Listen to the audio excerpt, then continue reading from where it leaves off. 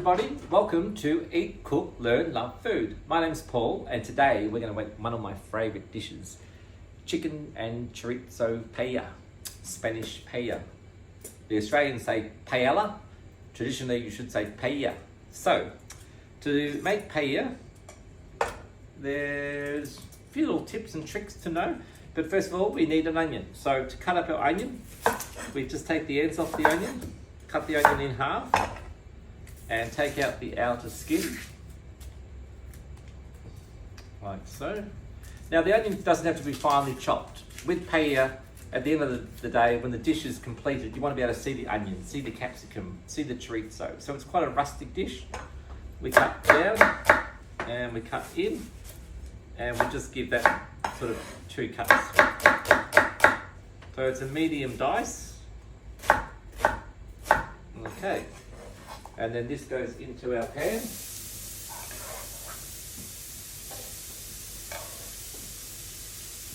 And we give a little splash of olive oil.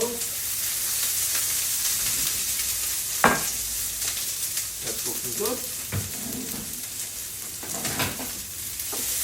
Okay, so we have our onion. Next we have our red capsicum.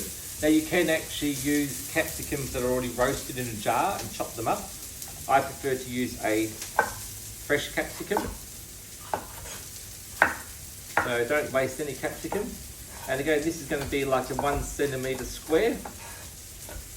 Again, it's a nice size, good, so you can actually see the pieces of capsicum in the final dish. Okay, capsicum goes in.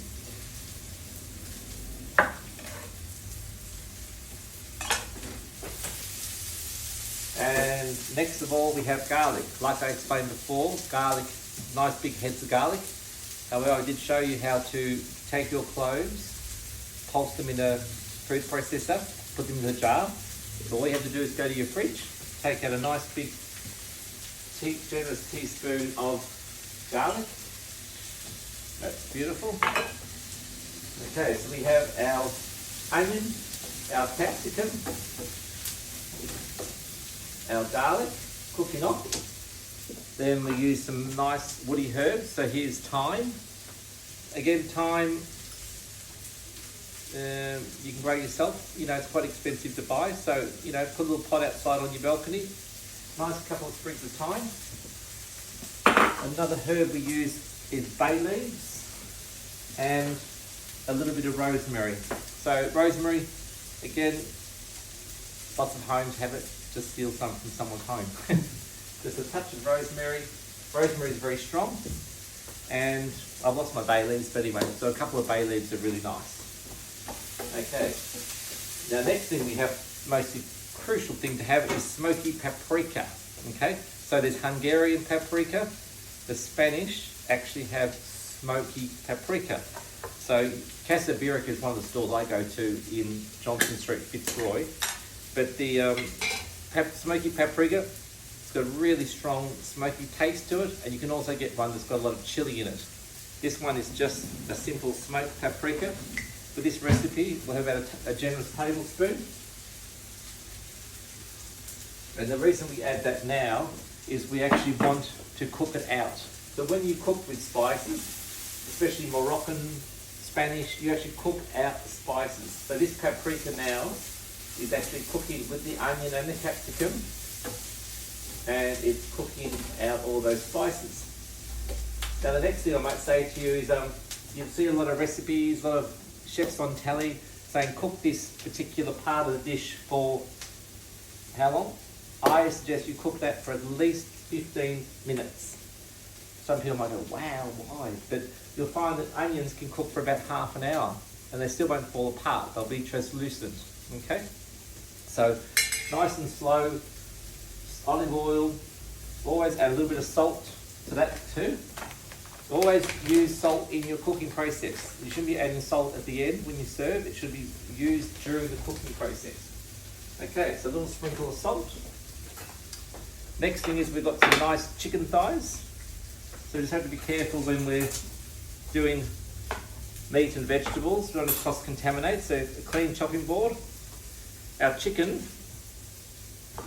Again, just gets cut into nice little squares.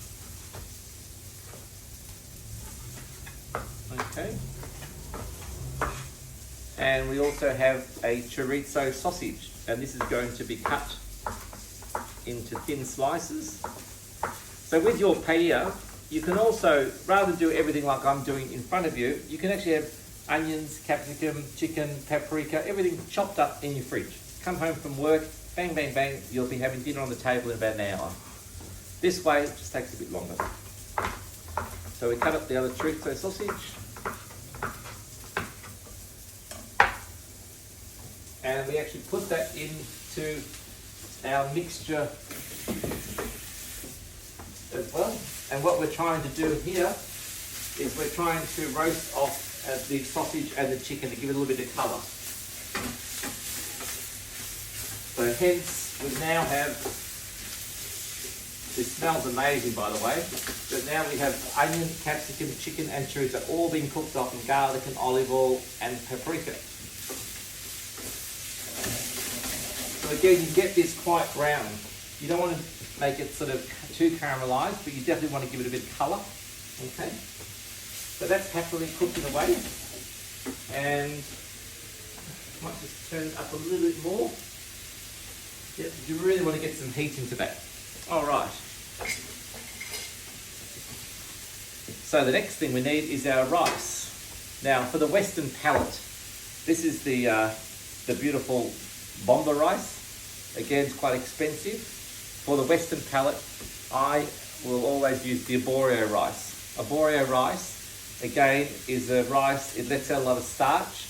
With paella, we're not stirring. So the actual grains of rice don't release the starch. When you make risotto, the reason you stir constantly is the grains of rice rub together and all the starch is being echoed out to make a creamy dish. In this particular one, it's absorption method. So the actual rice is not rubbing, so the arborio does work really well. The expensive rice is beautiful, however, it's very dry. So for the Western palate, when I've used this, people say, oh, the rice is a bit dry. It's with the arborio, it has a little bit more of a creamy taste. So up to you, but it's about 100 grams of rice per person, and a pan like this will feed about 5 serves. Okay? So that's our rice. So we can measure out our rice.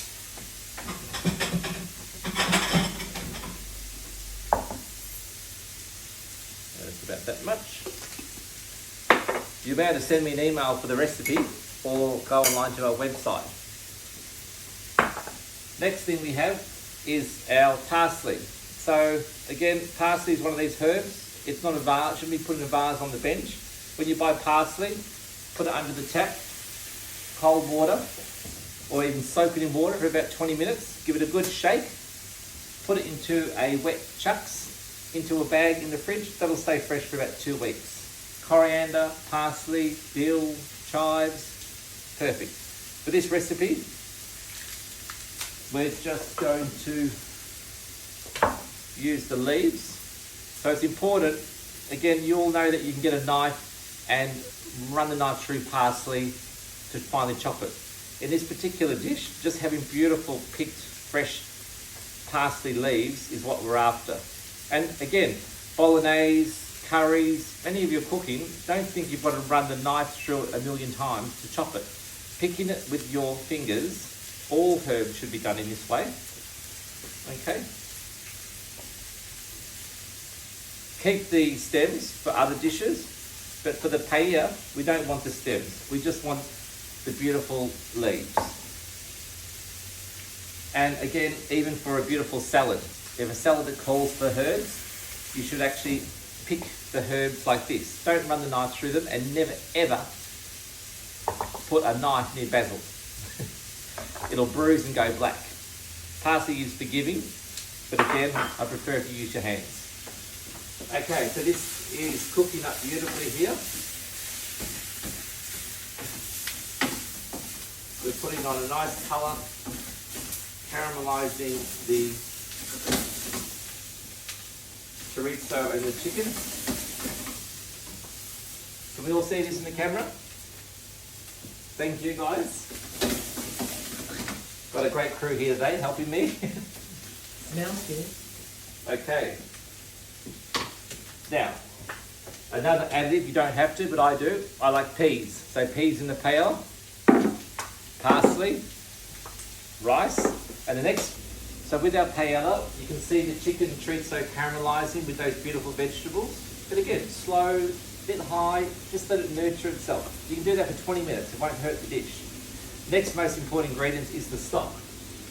Now, we have vegetable stock, we have chicken stock. You can make your own chicken stock, you can make your own vegetable stock. There is a thing out there in the marketplace called beginner. You know, some people say, oh, that's cheating. But again, whatever the liquid tastes like is what your paella in turn will taste like, because the rice absorbs the liquid and hence giving the taste. So today we're going to use chicken stock. Okay. So with our stock, and the ratio is 3 to 1. 3 parts stock, 1 part rice. Okay? It's a little bit trial and error, but again, you can always reach out and even the recipe.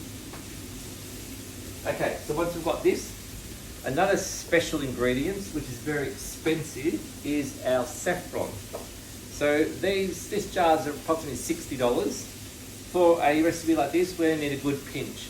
But you can get imitation saffron, like from Coles or Woolworths, it's bright yellow. That will make the rice go beautiful, a beautiful yellow colour. However, traditionally, everyone knows that's imitation saffron. The real thing won't make it go completely yellow or orange. It'll just give it a little hint, but the flavour is incredible. Beautiful. Okay. So, what we do now is we add our rice to our pan.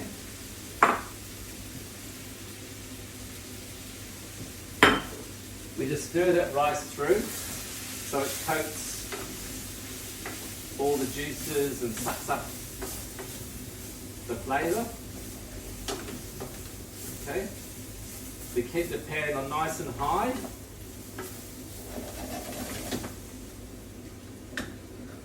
I'll even turn the pan up a little bit now. Okay. And then we add our stock. Always taste the stock. Whatever that stock tastes like, if it's too salty, add some water to dilute it, okay? Because you don't want the dish to be too salty. Okay, we add the stock.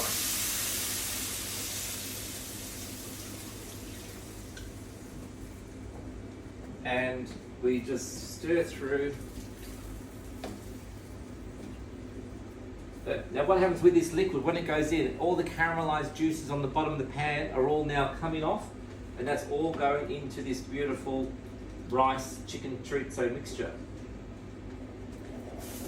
So we give it a good little stir.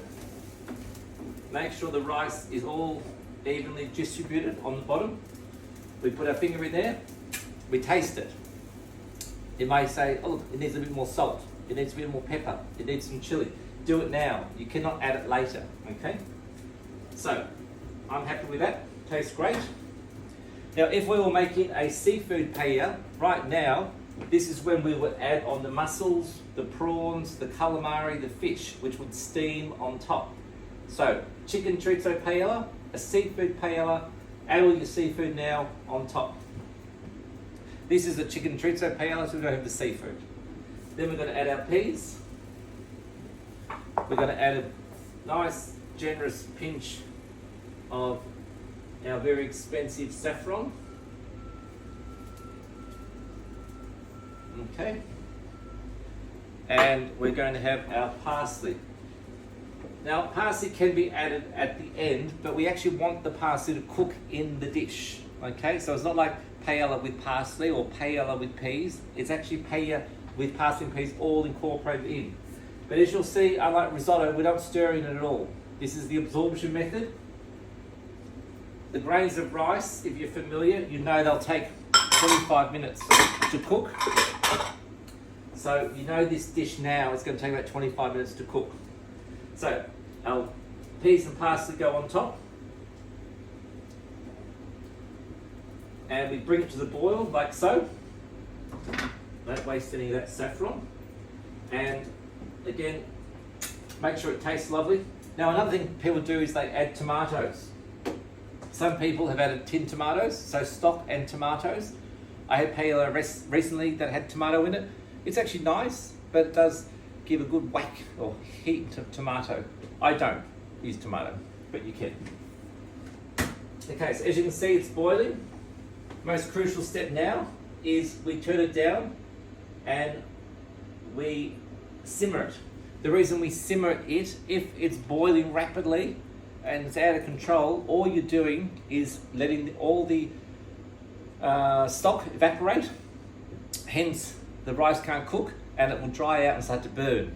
So, ticking over beautifully means it's cooking, absorbing all the juice and cooking, but the rice does take 25 minutes to cook. Okay. And that's happily bubbling away. So we'll come back to that here with lemon wedges.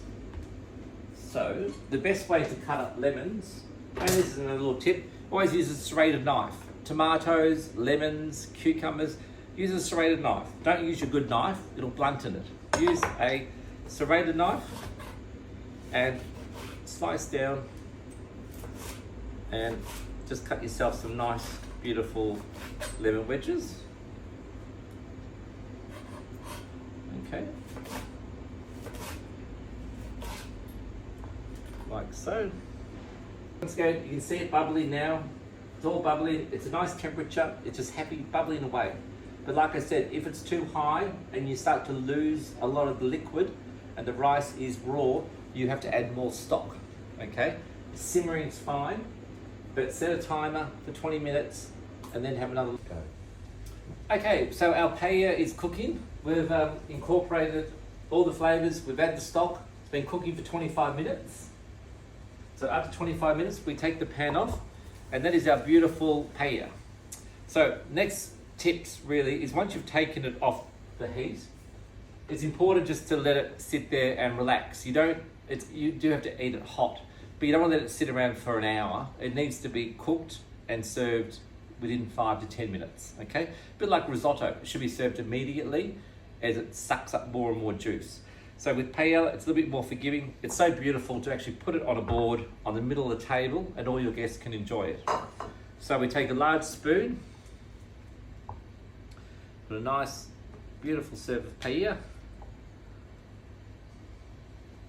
Oh, actually, if you are serving at the table, you can actually get these lemon wedges and just stab them around like so, which actually looks really pretty. Okay, but if you're individually serving it, we actually just put some parsley on it like so, and that is our beautiful paella. Enjoy your cooking and reach out for any more tips at Eat, Cook, Learn, Love Food. Thank you.